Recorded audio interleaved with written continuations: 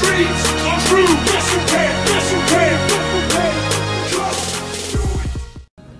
He quoted me a Bible phrase that says, "As you think, so you become."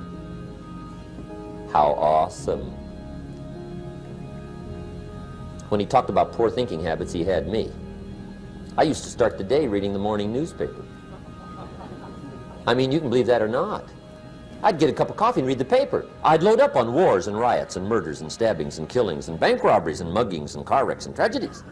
I'd even read the back pages. I seem to like that stuff for some weird reason. I'd load up on all that, and then I'd start the day. You can imagine the kind of days I used to have.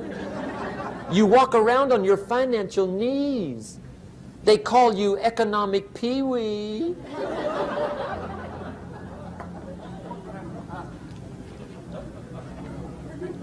The guy says, "I want to be a great leader."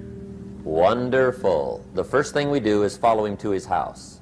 When we get there, we walk in and check his library, number one.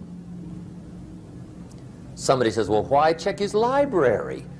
The reason is because what a man reads pours massive ingredients into his mental factory, and the fabric of his life is built from those ingredients. You would not believe what some people have got in their house to read. You would not believe. One of the best dressed up words I know for a lot of it is trash. Can you imagine dumping a barrel of trash into this mental factory every day and coming out with a rich, dynamic, positive life? It can't be done. You might as well try making a cake with cement.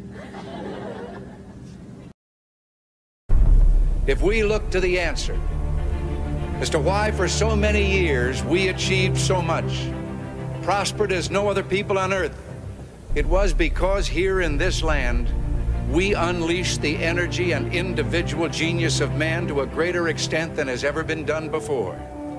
Freedom and the dignity of the individual have been more